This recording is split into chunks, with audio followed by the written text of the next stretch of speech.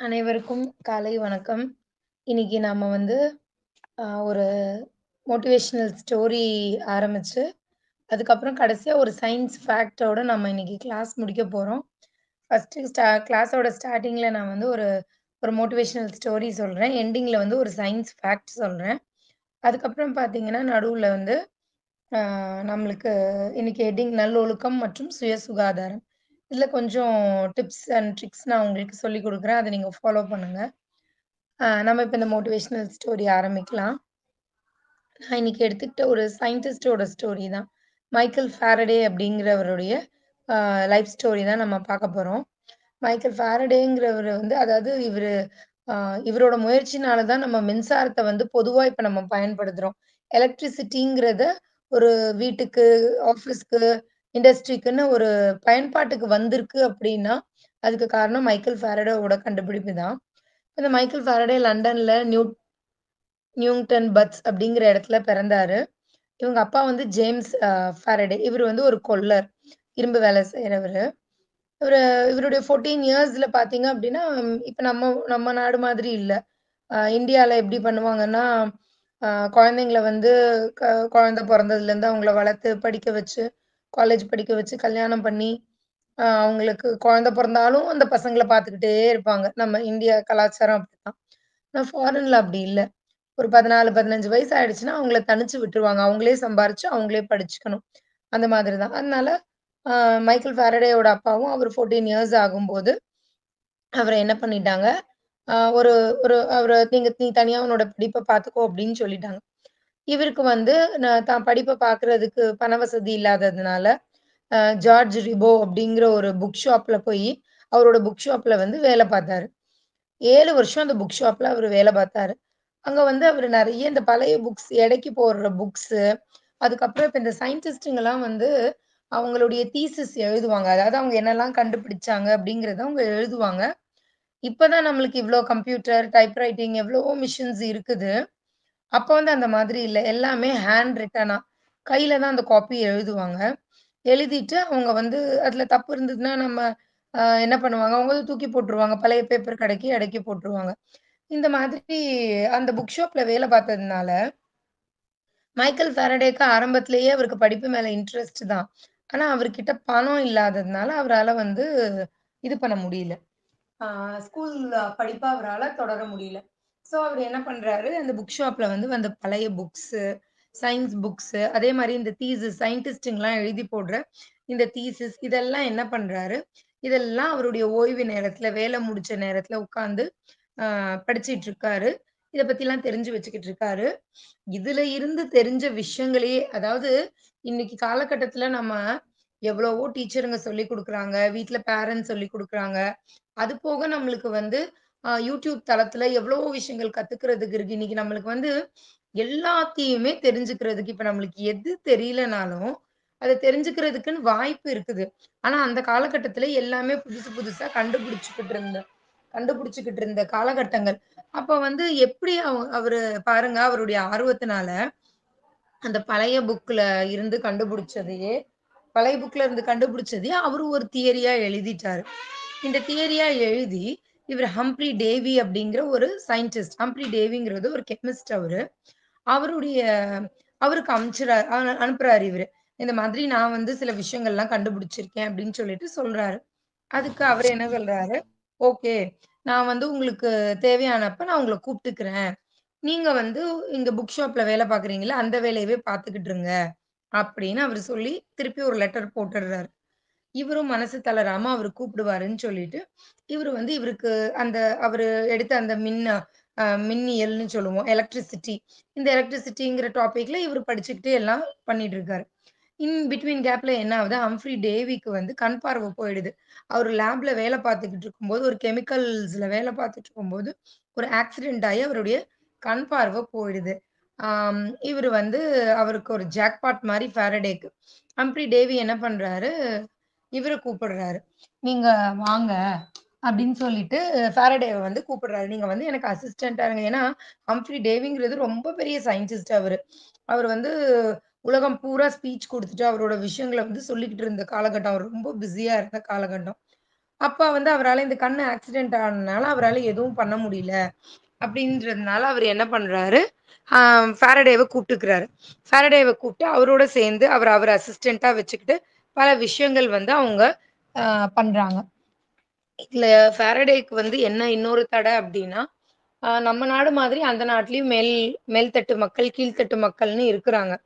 அப்ப வந்து ஹம்ப்ரி டேவியோட ஒய்ஃப்க்கு இவர பிடிக்கல. ஃபாரடே வந்து அவரு வந்து ஒரு வேலைக்காரனா தான் இருக்கணும். அவரு கொஞ்சம் கீழ. அவர வந்து நீங்க சரிசமமா பண்றது எனக்கு பிடிக்கலன்னு அவங்க ரொம்ப ஆ டார்ச்சர் பண்றாங்க.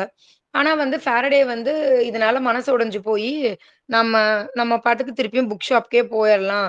நம்மளுக்கு இதெல்லாம் தேவையில்லங்கிற அளவுக்கு அவரு அவருடைய கரியர விட்டுட்டு போற அளவுக்கு அவங்க பிரச்சனை பண்றாங்க.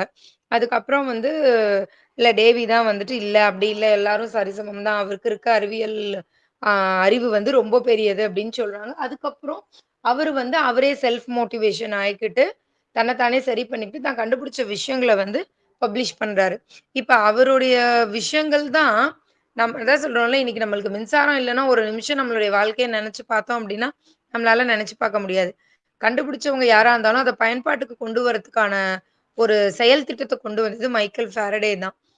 இந்த கதைய எதுக்கு நான் உங்களுக்கு சொல்றேன் அப்டின்னா, ஆ என்ன சொல்றது? இப்ப வந்து படிக்கிறதுக்கு அ வசதி இல்ல, டீச்சர் சரியில்ல, அம்மா, அப்பா சரியில்ல, அது இதுன்னு 1000 காரணம் இன்னைக்கு காலகட்டத்தில நாம சொல்லிக்கிட்டு இருக்கோம் படிக்கிறதுக்கு. அந்த மிஸ் நடத்துறது புரியலன்னு டியூஷன் போறோம். டியூஷன் போறது புரியலன்னு ஒரு ஸ்கூல் மேல பழி போடுறோம். நம்ம வந்து இன்னைக்கு காலகட்டத்தில குழந்தைங்களா இருக்கட்டும், பெற்றோரா இருக்கட்டும், அவங்க என்ன பண்றாங்கன்னா மத்தவங்க மேல தான் குழந்தை படிக்கலையா, தான் குழந்தைகிட்ட தப்புன்னு நெறைய பேரண்ட்ஸ் தெரிஞ்சுக்கிறது இல்ல. அப்புறம் டீச்சர்ஸ் மேல பழி போடுறது, ஸ்கூல் மேல பழி போடுறது. இதே மாதிரி ஸ்டூடண்ட்ஸும் என்ன பண்றது, பேரண்ட்ஸ் மேல, டீச்சர்ஸ் மேல, ஸ்கூல் மேல, டியூஷன் டீச்சர்ஸ் மேல பழி போடுறது. ஆனா, இவரு பார்த்தீங்கன்னா, இவரா பழைய புக் ஷாப்ல வேல பார்த்துக்கிட்டே, அந்த ஓய்வு நேரத்துல கிடைச்ச நேரத்துல, சில விஷயங்கள எடுத்து படிச்சு, அவரா புரிஞ்சு, யாரும் சொல்லிக் குடுக்கல. கவனிச்சுக்கோங்க இத.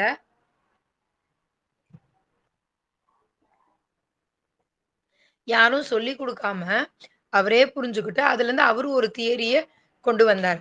அதனால படிக்கிறதுக்கு எந்த விஷயமும் ஒரு தடை இல்லன்னு நம்ம தெரிஞ்சுக்கணும். எந்த சூழ்நிலையிலும், எந்த காலகட்டத்திலயும் நம்மளால படிக்க முடியும், அப்படின்னு நம்ம நெனச்சுக்கணும். நம்மளுடைய முக்கியமான நோக்கம் என்ன? நம்ம படிக்கணும். நம்ம படிக்கிறதுல ஆர்வமா இருக்கணுங்கிறது மட்டும் தான் நம்மளுக்கு முக்கியம். அதே மாதிரி மத்தவங்க நம்மள கேவலமா பேசினாலோ, எளக்காரமா பேசினாலோ, அந்த அந்த மாதிரி நம்ம மனசு விட்டுட்டு நம்மளுடைய செயல்லருந்து தளர்ந்து போயிறக்கூடாது. நம்ம அந்த செயல்லருந்து நம்ம தளர்ந்து போயிடக்கூடாது. தளர்ந்து போயிட்டோம் அப்டின்னா என்ன ஆகும்? இப்ப பாருங்க அவரு வந்து மனசு விட்டு போய் வெளியில போயிருந்தாரு. அந்த ப்ராஜெக்ட்லாம் பண்ணல. ஹம்ப்ரி டேவியோட சேர்ந்து இருக்கலன்னு வெளியில போயிருந்தாருன்னா என்ன ஆகும்? அவ்வளதான். அவருடைய அவருடைய வாழ்க்கை முடிஞ்சு போயிருக்கும். எப்டின்னா, அவரு ஏதோ ஒரு பிழைப்பு பண்ணியிருப்பாரு. ஆனா நம்ம மின்சாரம்ங்கிறது நம்மளுக்கு கிடைக்காது. மின்சாரங்கிறது நம்மளுக்கு கிடைக்காம போயிருக்கும். அதனால வந்து நம்ம என்ன பண்ணணும், அ எப்போதுமே நம்ம ஒரு செயல் எடுத்தோம் அப்டின்னா, அந்த செயல்ல வந்து நம்ம மனச விட்டுறக்கூடாது. நம்ம மனச விட்டுட்டு, நம்ம எடுத்த செயல்ல இருந்து மனசு விட்டு போய் அதுலருந்து விலகிரக்கூடாது. அத வந்து முழுமையா நம்ம முடிச்சிரணும். முடிச்சா நம்மளுக்கும் பிரயோஜனம், நம்மள சுத்தி இருக்கவங்களுக்கும் பிரயோஜனம்ங்கிறத நம்ம தெரிஞ்சுக்கணும். அதனால தான் இந்த ஸ்டோரி சொன்னேன். மைக்கேல் ஃபாரடே பத்தி நெறைய பேருக்கு தெரியாது. அதனால நம்ம வந்து மைக்கேல் ஃபாரடே பத்தி இன்னைக்கு ஒரு இன்ட்ரஸ்டிங்கான விஷயம் பார்த்தோம். நெக்ஸ்ட்டு நம்ம டாபிக் வந்துருவோம். கிளாஸ் எண்ட் ஆகும்போது நான் வந்து உங்களுக்கு ஒரு பிக்சர் காட்டுறேன். அது வந்து ஒரு கொஸ்டின் கேட்கிறேன். அதே மாதிரி அடுத்தது வந்து அந்த எண்டுல வந்து ஒரு சயன்ஸ் ஃபேக்ட் சொல்றேன். அது எல்லாருக்கும் தேவையான விஷயம். நம்ம பார்த்துக்கலாம். இப்ப வந்து நம்ம வந்து இந்த நல்லொழுக்கம், சுய சுகாதாரம்ங்கிற ஹெட்டிங்க்கு நம்ம விஷயத்த பார்த்துக்கலாம். இதெல்லாம் நம்ம நெனைக்கிறோம். படிப்புக்கும், இந்த நல்ல ஒழுக்கத்துக்கும், இந்த சுகாதாரத்துக்கும் என்ன சம்மந்தம் அப்படின்னு.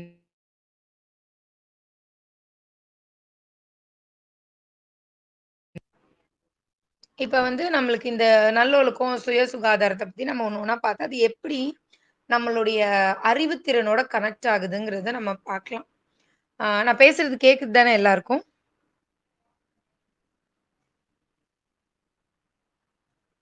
யாராவது ஒருத்தவங்க மைக் ஆன் பண்ணி சொல்லுங்க. பேசுறது கேக்குதா? கேக்குதம்மா. ஓகே, ஓகேடா தங்கம். Thank you. ஓகே.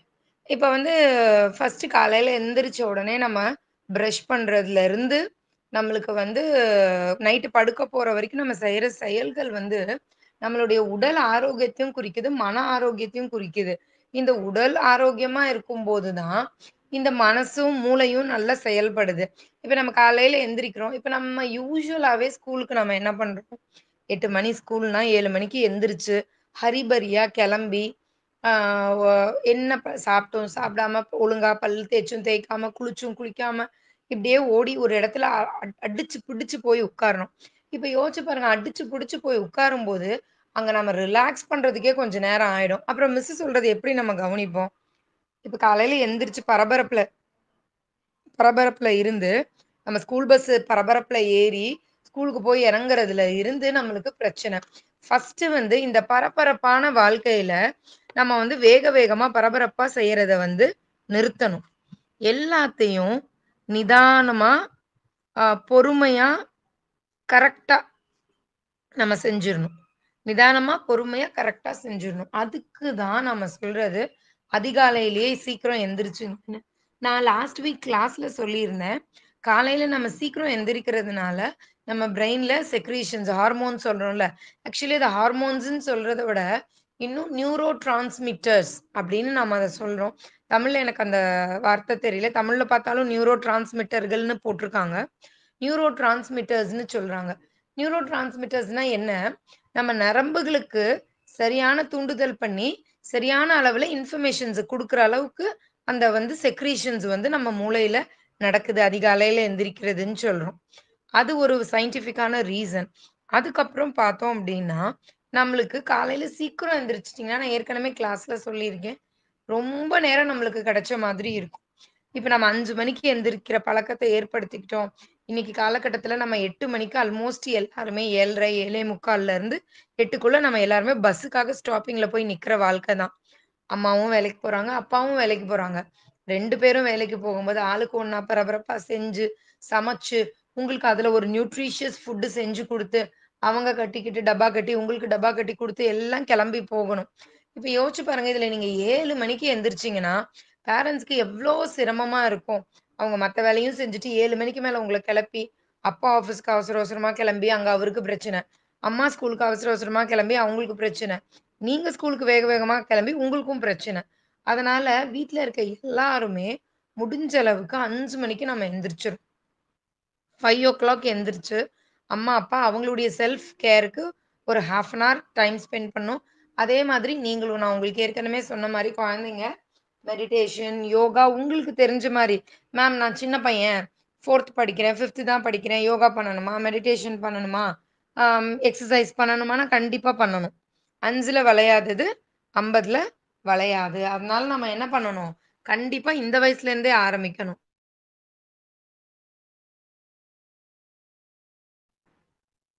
நல்ல விஷயங்களுக்கு நம்மளுக்கு வயசு தேவையில்ல. அந்த பிராக்டிஸ் தான் நம்மளுக்கு முக்கியம்.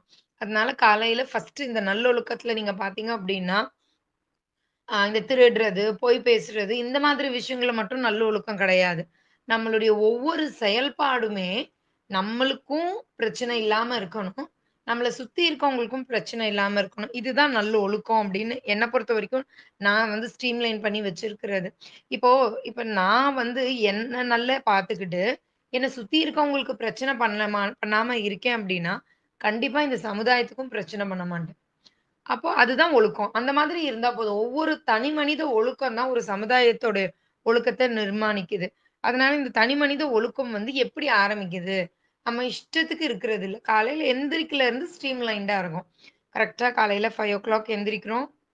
எந்திரிச்ச உடனே பல் தேய்ச்சுட்டு தண்ணி குடிக்கிறோம். வெதுவெதுப்பான தண்ணி.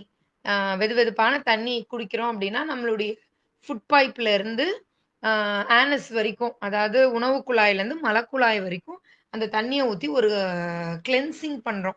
எப்படி துணி துவைச்சா நம்ம ஒரு அலசுறோம்.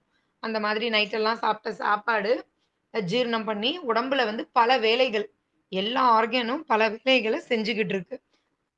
செஞ்சுகிட்டு இருக்கும்போது நம்ம என்ன பண்ணணும்? அந்த கிளென்சிங் பண்ணணும். காலையில எந்திரிச்ச உடனே அத அலசுற மாதிரி ஒரு கிளென்சிங் வேல முடிக்கிறோம். கிளென்சிங் வேல முடிச்சுட்டு டாய்லெட் கண்டிப்பா போயிடணும். நம்மளோட லார்ஜ் இன்டெஸ்டைன கிளீன் பண்ணிடணும். லார்ஜ் இன்டெஸ்டைன கிளீன் பண்ணா தான் நம்மளுக்கு வந்து நம்மளுடைய மூளை நல்லா வேலை செய்யும். அதாவது நம்மளுடைய நான் லாஸ்ட் கிளாஸ்ல சொன்னேன் நம்மளுடைய குடலும், மூளையும் ஒண்ணு. நம்மளோட வயிறும், மூளையும் ஒண்ணு. அதனால தான் விநாயகருக்கு வயிறு பெருசா இருக்குது. வயிறு பெருசா இருக்குன்னா என்ன அர்த்தம்? அவர் அவ்ளோ பெருசா சுத்தமா வயிற வச்சிருக்கிறாரு. அதனால தான் அவருக்கு புத்திசாலித்தனம் அதிகமா இருக்குது. அதனால தான் அவர என்ன பண்றோம் நம்ம, முழு முதற் கடவுளா ஃபர்ஸ்ட் அவர ப்ரே பண்றோம். "உனக்கு புத்திசாலித்தனம் வேணுமா? பிள்ளையார கும்பிடு." அப்படின்னு சொல்றாங்க. அப்போ புத்திசாலித்தனத்துக்காக பிள்ளையார கும்பிடுறோம்னா, அப்போ அவர் வயிறு பெருசா இருக்கிறது, லட்டு சாப்பிடுறதுக்கு, மோதகம் சாப்பிடுறதுக்கு இல்ல. அவர் அவ்ளோ வயிறு கிளீனா வச்சிருக்கிறாருன்னு அர்த்தம். அப்ப ஃபர்ஸ்ட்டு நம்ம வந்து வயிற கிளீனா வச்சிருக்கணும். கிளீனா வச்சிருந்தா தான் நம்மளுடைய பிரெயின் கிளீனா இருக்கும்.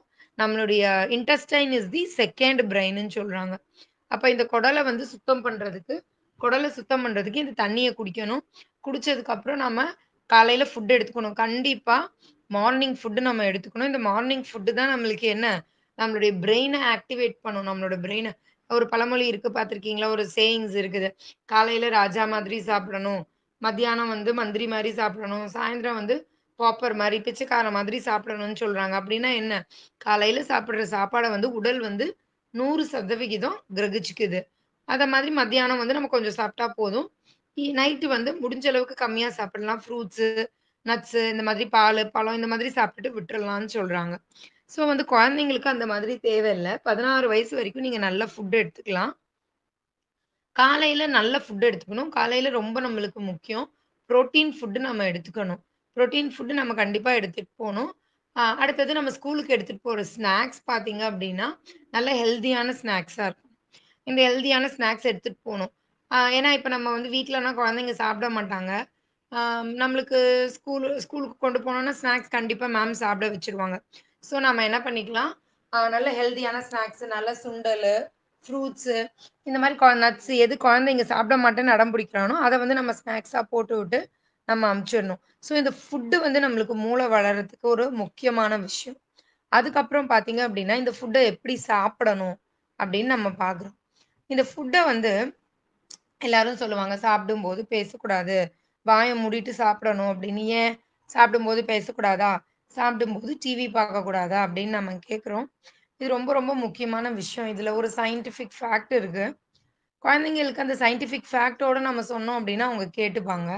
மத்தபடி "சாப்பிடும்போது பேசாத, டிவி பார்க்காத" இப்படின்னு சொன்னா, "எதுக்கு இவங்க இப்படி சொல்றாங்க?" அப்படின்னு நெனைப்போம் நம்ம.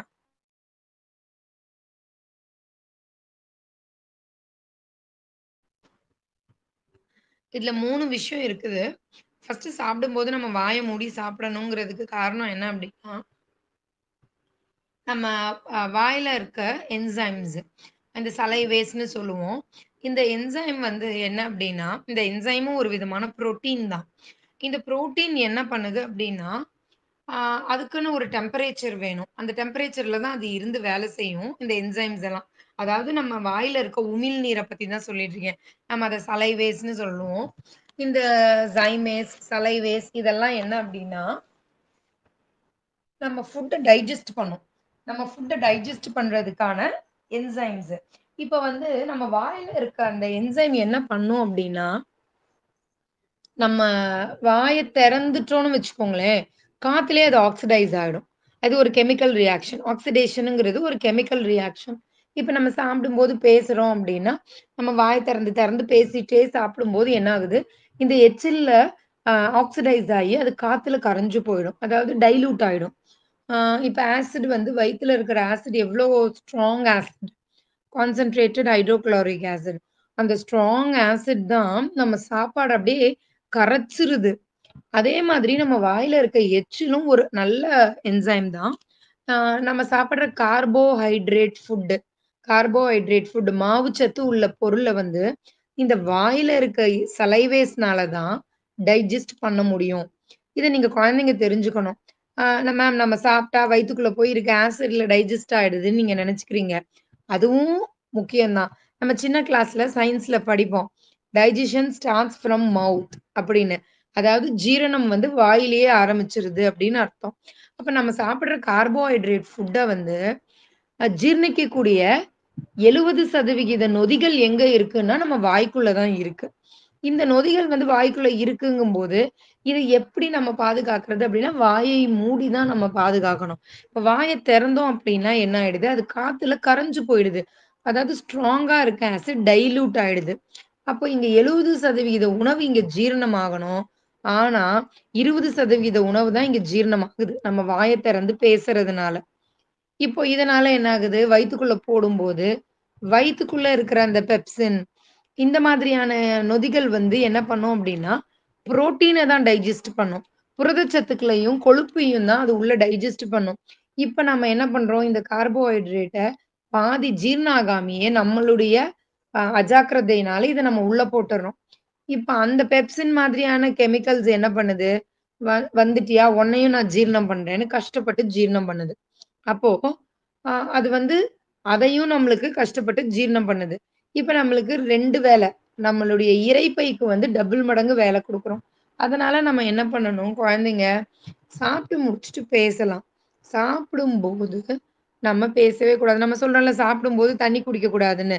ஏன் தண்ணி குடிக்கக் கூடாது? சாப்பிடும்போது அந்த நொதிகள் எல்லாம் டைல்யூட் ஆயிடும். அதனால தான் வாய மூடி சாப்பிடணும். இது ஒண்ணு. இது ஒரு சயன்ஸ் ஃபேக்ட். இன்னொன்னு, நம்ம சாப்பிடும்போது, நான் ஒரு ஒரு வாய் இட்லி வைக்கிறேன் அப்டின்னா, அந்த இட்லி நாக்குல பட்டு எச்சில்ல கரைஞ்சு, இந்த நியூரோ டிரான்ஸ்மிட்டர் வழியா இங்கருந்து ஒரு இன்ஸ்ட்ரக்ஷன் என்னுடைய மூளைக்கு போகுது. என்னுடைய மூளைக்கு போயி, இவங்க வந்து இப்ப இட்லி சாப்பிட ஆரம்பிச்சுட்டாங்க. பொங்கல் சாப்பிட ஆரம்பிச்சுட்டாங்க. பூரி சாப்பிட ஆரம்பிச்சுட்டாங்கங்கிற இன்ஃபர்மேஷன வந்து என் மூளைக்கு கொண்டு போய் குடுக்குறாங்க. அப்போ இந்த மூளைக்கு போகும்போது, அந்த மூளை என்ன சொல்லுது? இவங்க சாப்பிடுற பூரிக்கு ஒரு கெமிக்கல செக்ரீட் பண்ணி டைஜஸ்ட் பண்ணணும். நீ செக்ரீட் பண்ணி வையு. அப்படின்னு ஒரு இன்ஃபர்மேஷன் குடுக்குது. அப்போ நம்ம சாப்பாட்டு மேல எல்லாரும் சொல்லுவாங்க பெரியவங்க, சாப்பாட்டு மேல கவனம் வச்சு சாப்பிடு. பேசாத. அக்கம் பக்கம் பார்க்காத அப்படின்னு சொல்லுவாங்க. இதுக்கு காரணம் என்ன அப்படின்னா, நம்ம மூளை நம்ம சாப்பிடுற சாப்பாட்ட ஜீரணம் பண்றதுக்கு தேவையான கெமிக்கல சுரக்கிறதுக்கு இன்ஃபர்மேஷன் குடுத்துக்கிட்டு இருக்கும். இப்ப நாம என்ன பண்றோம்? பக்கத்துல இருக்கவங்ககிட்ட பேசுறோம். மூளை என்ன பண்ணுது? பக்கத்துல இருக்கவங்ககிட்ட பேசுற விஷயத்த கிரகிக்குது. ஓ! இவன் இத பேசுறான். இவனுக்கு இது பதில் குடுக்கணும். இல்ல இத கேட்கணும். அப்படிங்கிற மனநிலையில என்ன சாப்பிடுறோமோ, அத டைஜஸ்ட் பண்றதுக்கான அந்த கெமிக்கல்ஸ்க்கான இன்ஃபர்மேஷன குடுக்காம, கொஞ்சமா குடுக்குது. இந்த பக்கம் இவன் பேசுறத கேட்குது. இப்ப நம்ம டிவி பார்த்துட்டே இருக்கோம். இப்ப இந்த டிவில இருக்க விஷயத்த நம்ம மூளை இன்டர்பிரெட் பண்ணணுமா இல்லையா? சும்மா டிவி பார்த்துட்டு இருக்க முடியாது. டிவில இருக்க விஷயத்த மூளை இன்டர்பிரெட் பண்ணும். அப்ப என்ன பண்ணுது? மூளை வந்து அந்த இன்ஃபர்மேஷன் குடுக்குற வேலைய விட்டுட்டு, டிவில இவன் இத பார்த்துட்டு இருக்கான். இந்த விஷயத்த நம்ம போய் ஸ்டோர் பண்ணணும்னு அந்த வேலைக்கு போயிடுது.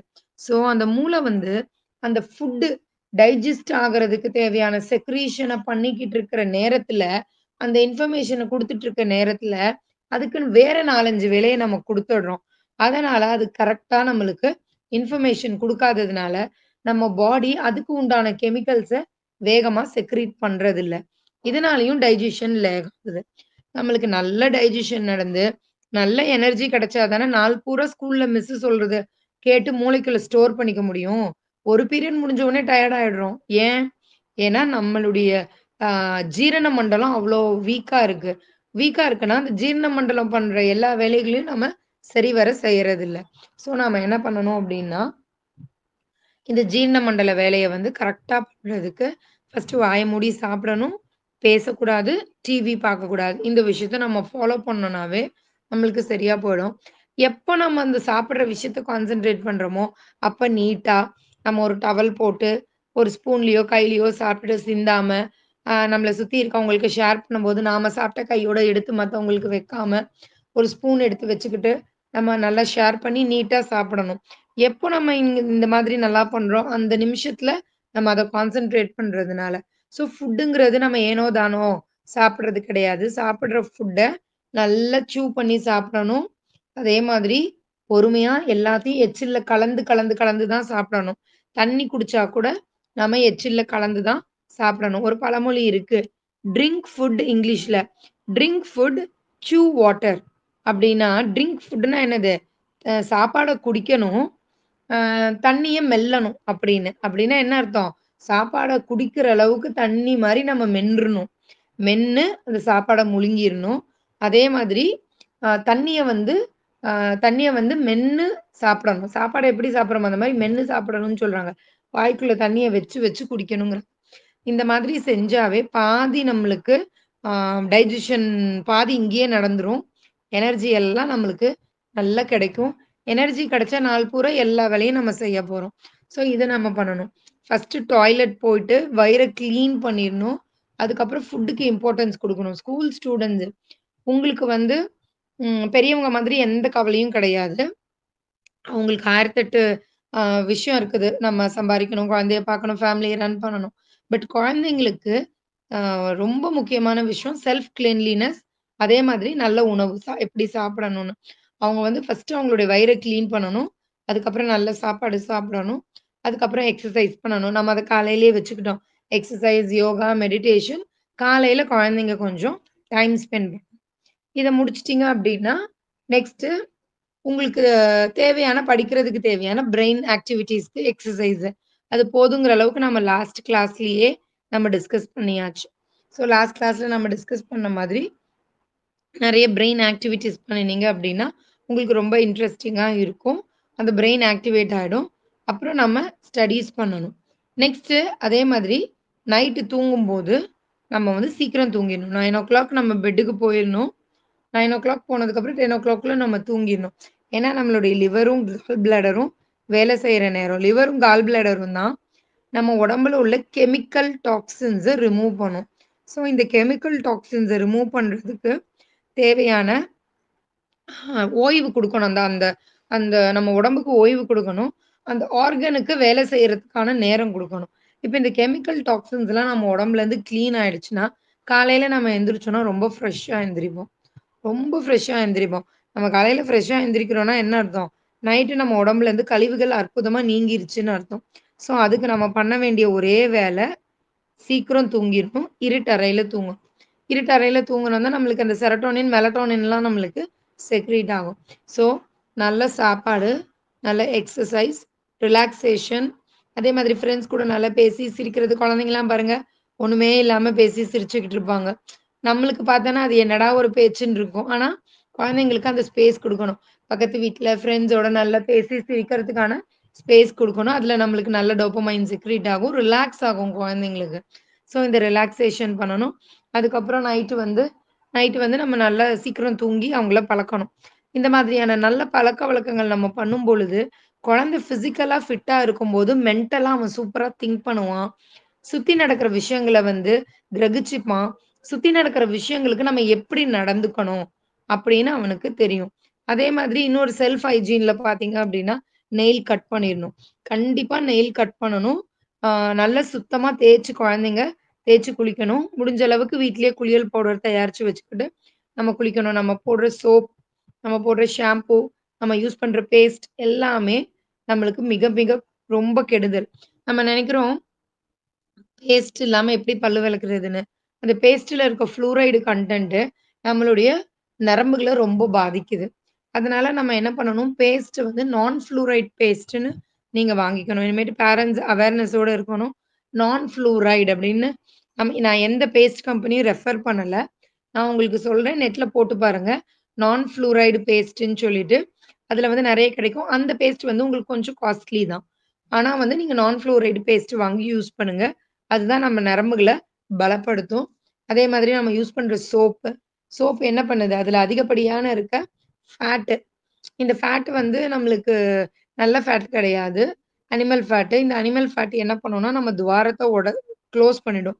நம்ம அ போடுற சோப்புடைய அந்த கெமிக்கல்ஸ் வந்து நம்மளுடைய உடம்புல உள்ள துவாரத்த க்ளோஸ் பண்ணி கழிவுகள வெளியேத்தாது. நம்மளுக்கு தெரியும். நம்மளுடைய ஸ்கின்னும் கழிவுகள வெளியேத்துது. எப்படி வேர்வை வெளியில வருது? ஸ்மெல் வெளியில வருதுல்ல. அப்ப வேர்வை எவ்வளோ வந்து அது எக்ஸஸ் ஆன கழிவுகள வேர்வையா வெளியில ஏத்துறது. அதே மாரி உடம்புக்குள்ள நெறைய கழிவுகள் இருக்கு. அது நம்மள அறியாம நம்மளுடைய ஸ்கின்ல வெளியில வந்துட்டுருக்கு. அதனால தான் டெய்லியும் காலையில எந்திரிச்ச உடனே நம்ம குளிச்சுடுறோம். நம்ம ஏன் எந்திரிச்ச உடனே குளிச்சுடுறோம்? ஸ்கின் வழியாவும் வெளியில வந்து நம்மளுக்கு வந்து கழிவுகள் வெளியேறும். எந்திரிச்ச உடனே குளிச்சு சுத்தப்படுத்திட்டோம் அப்டின்னா, அடுத்த கட்ட வேலைய பார்க்கலாம். ஸோ அந்த மாதிரி சோப்பும் வந்து நெறைய கெமிக்கல்ஸ் உள்ள சோப்பு இல்லாம, நேச்சுரலா நம்ம வீட்ல குளியல் பவுடர் தயாரிச்சு வச்சுட்டு குழந்தைங்களுக்கு போடலாம். அது இப்ப இருந்தே பழக்கலாம். ஸோ இந்த மாதிரி சின்ன சின்ன விஷயத்துல நம்ம செல்ஃப் ஹைஜீன்ல நம்ம கான்சன்ட்ரேட் பண்ணணும். நெயில் கட் பண்ணிக்கணும். அதே மாரி தலைக்கு எண்ணெய் வச்சுக்கணும். எப்போதுமே நல்ல தலைக்கு எண்ணெய் வச்சு வாரிக்கணும். இல்ல எண்ணெய் வலியுதுன்னு நம்ம ஃபீல் பண்ணோம், நல்ல தலைக்கு எண்ணெய் வச்சு 1/2 மணி நேரம் ஊற விட்டு குளிச்சுட்டு போயிரணும். இந்த மாதிரி விபூதி வச்சுக்கணும். நம்மளுக்கு தெரியும் ஏற்கனவே விபூதி வைக்கிறதுனால எவ்வளோ பயன்கள் இருக்குன்னு. விபூதி வச்சுக்கணும். சாமி கும்பிட்டுட்டு தான் நம்ம வந்து 1 நிமிஷம் நம்ம ஸ்கூலுக்கு கிளம்புறதுக்கு முன்னாடி ஒரு 5 மினிட்ஸ் டைம் ஸ்பெண்ட் பண்ணி, கண்ண மூடி இன்னைக்கு நாள் நல்லா இருக்கணும். நான் ஸ்கூல்ல போய் நல்ல விஷயங்கள கத்துக்கணும். பாசிட்டிவ் அஃபர்மேஷன் அங்கேயே குடுக்கலாம். நான் ஸ்கூல்ல மிஸ் சொல்லிக் குடுக்குறதெல்லாம் நல்லா நான் புரிஞ்சுக்கிட்டு, நல்லா படிச்சு நல்ல மார்க் வாங்குவேன். எப்போதும் அப்படின்னு ஒரு சங்கல்பம். பிரேயர் வச்சுட்டு, "நீ ஸ்கூலுக்கு போடா கண்ணா" அப்படின்னு அவனுக்கு சொல்லலாம். அதே மாதிரி ஈவ்னிங் வந்தவுனே உங்க வேலைய நீங்க செய்யணும். ஷூ, சாக்ஸ் கரெக்ட்டா அந்த இடத்துல எடுத்து வைக்கணும். யூனிஃபார்ம கழட்டணும். இந்த மாதிரி அடுத்து ஒரு குளியல் போட்டுட்டு வேற ஒரு ட்ரெஸ் சேஞ்ச் பண்ணிக்கணும்.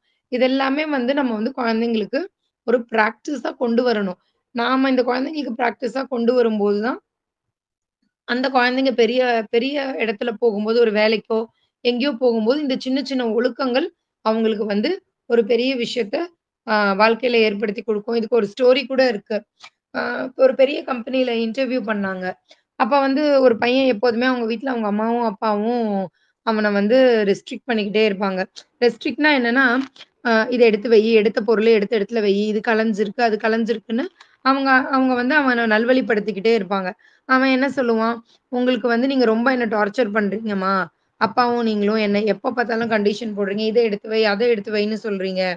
எனக்கு இது செட் ஆகல. நான் பெரியவனாகி, நான் வேலைக்கு போனோனே உங்கள பார்த்துக்க மாட்டேன். நீங்க என்ன எப்படி கஷ்டப்படுத்துறீங்களோ, அந்த மாரி பெரியவங்களாயி உங்கள நான் கஷ்டப்படுத்துவேன்." அப்படின்னு அவன் சொல்லுவான். அவங்க அப்பா, அம்மா அத கண்டுக்க மாட்டாங்க. அவங்க சொல்லுவாங்க, "நீ நல்லா இருந்தா போதும். எங்கள பார்த்துக்கணும்னு அவசியம் இல்லன்னு" சொல்லிட்டு. இவனுக்கு சின்ன வயசுலேருந்து இவங்க அப்பா, அம்மா இப்படி சொல்றதுல வந்து அவனுக்கு ஒரு கோவம். பொழுதுக்கும் நம்மள இப்படி இத எடுத்து வை, அத எடுத்து வைன்னு சொல்றாங்க. ஒழுக்கமா இருக்கணுங்கிறாங்க, நீட்டா இருக்கணுங்கிறாங்க. நம்மள சுத்தி இருக்கிற பொருள் கிளீனா இருக்கணும்னு சொல்றாங்க. இதெல்லாம் அவனுக்கு கோவமாவே வளர்ந்துட்டு இருக்கான்.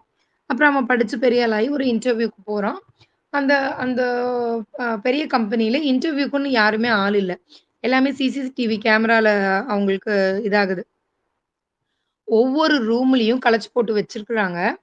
ஒவ்வொரு இன்டர்வியூவரும் என்ன சொல்றாங்க, "நீங்க இந்த ரூம்குள்ள இன்டர்வியூக்கு போய் உட்காருங்க" அப்படின்னு சொல்லிட்டு. சொன்ன உடனே நெறைய பேர் என்ன பண்ணிடுறாங்க, நேரா போய் உட்கார்ந்துடுறாங்க. அந்த ரூம் வந்து அவ்ளோ மோசமா இருக்குது. பட் என்ன பண்றாங்க வந்து ஒரு 10 பேர், 20 பேர், 30 பேர் இன்டர்வியூக்கு போயிட்டே இருக்காங்க. ஒவ்வொருத்தங்களா போன உடனே ஒரு ஒரு உடனே ஒருத்தர் வெளியில இருந்து போயி, "ஓகேங்க. நீங்க வெளியில வந்து வெயிட் பண்ணுங்க. ஓகே. நீங்க வெளியில வந்து வெயிட் பண்ணுங்கன்னு" சொல்லிடுறாங்க. இது என்ன இன்டர்வியூக்கு கூப்பிடுறாங்க, ரூம்ல உட்கார வைக்கிறாங்க, வெளியில கூட்டிட்டு வராங்க. அப்படின்னு எல்லாரும் யோசிக்கிறாங்க. ஒரு 30, 40 பேர் போனதுக்கப்புறம் இந்த பையன் போறான். அவன் போகும்போது என்ன பண்றான், அந்த ரூம பார்க்குறான். ரூம பார்த்த உடனே எல்லாம் அன்டைடியா கிடக்கு. அது இது கலஞ்சு கிடக்கு. ஒவ்வொரு பொருளா எடுத்து இங்க வைக்கிறான், அங்க வைக்கிறான். அதாவது அவனுக்கு அது சுபாவமாவே இருக்குது. அதாவது அவனுக்கு அந்த செயல் பிடிக்கலனாலும், சுபாவமாவே அவங்க அம்மா சொல்லி அப்படி கேட்டு, கேட்டு, கேட்டு அந்த பையன் பழகுனதுனால ஒரு இடத்துக்கு போனா, கலஞ்சு கிடக்குது, அசிங்கமா கிடக்குற விஷயத்த என்ன பண்ணிடுறான் அவன், உடனே எடுத்து சரி பண்ணிட்டு, அந்த இன்டர்வியூக்கு யார் இருக்கிறாங்கன்னு தெரியல. யாருமே இல்லாத ரூம் தானேன்னு இல்ல அவன். அவன் எல்லாத்தையும் எடுத்து அந்தந்த இடத்துல வச்சுட்டு, வந்து இன்டர்வியூக்கு சேர்ல உட்கார்றான். உடனே அங்கருந்து ஒரு மெசேஜ் வாய்ஸ் கேட்குது. இந்த மாரி நீங்க செலக்ட் ஆயிட்டீங்க அப்படின்னு சொல்லிட்டு. அப்ப அவன் கேட்குறான், "இத்தன பேர் வந்து போனாங்க. எல்லாரும் போயிட்டாங்க. யார்கிட்டயும் கேட்டா எந்த கேள்வியும் கேட்கலன்னு சொல்றீங்க. என்கிட்டயும் நீங்க எந்த கேள்வியும் கேட்கல. எப்படி என்ன செலக்ட் பண்ணீங்க?" அப்படின்னு சொல்லிட்டு. அப்ப வந்து அவங்க சொல்றாங்க, இந்த 30 பேர், 40 பேர் வந்தவங்களும் இந்த ரூம் இவ்ளோ கலஞ்சு கிடந்தது. ஆனா வந்து யாருமே அத சரிப்படுத்தல. நீங்க மட்டும் தான் இத சரிப்படுத்தினீங்க. அப்போ நம்மள சுத்தி இருக்கிற விஷயத்த கவனிச்சு, அத சரிப்படுத்துறதுக்கு யாரு தயாரா இருக்கிறாங்களோ, அவங்க தான் எங்க கம்பெனிக்கு வேணும். அதனால நீங்க செலக்டட்ன்னு சொல்லி நெறைய சம்பளத்தோட வேல குடுக்குறாங்க. அப்ப வந்து அந்த குழந்தை வந்து அவன் அந்த பையன் வந்து அவங்க அம்மாகிட்டயும், அப்பாகிட்டயும் சொல்லிட்டு அழுறான். அம்மா சாரி, அப்பா சாரி. நீங்க வந்து எவ்ளோ நல்ல விஷயங்கள் சொல்லிக் குடுத்தீங்க. சின்ன வயசுல எனக்கு அது பிடிக்காம இருந்தது. நான் உங்ககிட்ட கோவிச்சுக்கிட்டேன். ஆனா இன்னைக்கு வந்து அந்த விஷயம் தான் எனக்கு வேல வாங்கி குடுத்துருக்கு. அப்ப நீங்க சொல்ற ஒவ்வொரு விஷயத்தையும் நான் ஃபாலோ பண்றேன் அப்படின்னு சொல்லிட்டு அவன் சொல்றான். அவங்க அப்பா, அம்மா அத ஒரு பெரிய விஷயமா எடுத்துக்கல. எங்களுக்கு தெரியும். நீ நல்லா இருக்கணுங்கிறதுக்காக தான் நம்ம உங்கள ஆரம்பத்துல இருந்து கட்டுத்திட்டமா வச்சிருந்தோம். அது வந்து உனக்கு பிடிக்காம இருந்தாலும், உன் வாழ்க்கைக்கு தேவ அப்படின்னு சொல்றாங்க. நம்ம என்ன பண்ணணும், பேரண்ட்ஸ் சொல்றது குழந்தைங்க பேரண்ட்ஸ் சொல்றது வந்து உங்களுக்கு இன்னைக்கு கஷ்டமா இருக்கும். ஆனா, உங்களுடைய ஃபியூச்சருக்கு அது ரொம்ப ஹெல்ப்ஃபுல்லா இருக்கும். அப்ப நீங்க சொல்லுவீங்க, "சின்ன வயசுல எங்க அம்மாவும், எங்க அப்பாவும் இப்படி பண்ணுனதுனால தான், நாங்க வந்து இன்னைக்கு இவ்ளோ நல்லா இருக்கோம்." அப்படின்னு சொல்லிட்டு. எப்போதுமே சின்ன வயசுல இருந்தே லேர்னிங் நடந்துரணும். லேர்னிங்குங்கிறது 5 வயசுலயே நடக்க ஆரம்பிச்சிரணும். நம்ம மூளை வந்து அப்ப இருந்தே எல்லாத்தையும் கிரகிச்சுக்கும். ஸோ லேர்னிங் பண்ண ஆரம்பிச்சுக்கணும். நம்மளுடைய குரோத் ரொம்ப நல்லாருக்கும். அதனால வந்து எப்போதுமே நீங்க என்ன பண்ணக்கூடாது, பெரியவங்க சொல்றதுக்கு வந்து மறுத்து பேசக்கூடாது. அதுல 1008 காரணம் இருக்கும். அதனால குழந்தைங்க உங்களுடைய நல்லொழுக்கங்கிறது நம்ம பேரண்ட்ஸ் சொல்லிக் குடுக்குறது, டீச்சர்ஸ் சொல்லிக் குடுக்குறதுலேருந்து இருக்கு. செல்ஃப் ஹைஜீன் எல்லாமே வந்து நம்ம பேரண்ட்ஸு, டீச்சர்ஸு, வீட்ல இருக்க பாட்டி, தாத்தா, சொந்தக்காரங்க எல்லாமே நம்மளுக்கு சொல்லிக் குடுப்பாங்க. ஸோ நம்ம அத கவனமா கேட்டு ஃபாலோ பண்ணிக்கணும். அந்தந்த ஃபேமிலிக்கு தகுந்த மாதிரி. எப்போதும் எதிர்த்து பேசிக்கிட்டு, காரண காரியம் கேட்டுட்டு இருக்கக்கூடாது. சொல்றாங்களா, அத செஞ்சு பழகணும். செஞ்சுட்டு கேட்கணும். "இப்படி சொன்னீங்கல்லம்மா, இதுக்கு என்ன அர்த்தம்ன்னு?" ஸோ இத ஃபாலோ பண்ணா நம்ம லைஃப்ல சக்சஸ்ஃபுல்லா இருக்கலாம். அதனால இத ஃபாலோ பண்ணுங்க. நன்றி.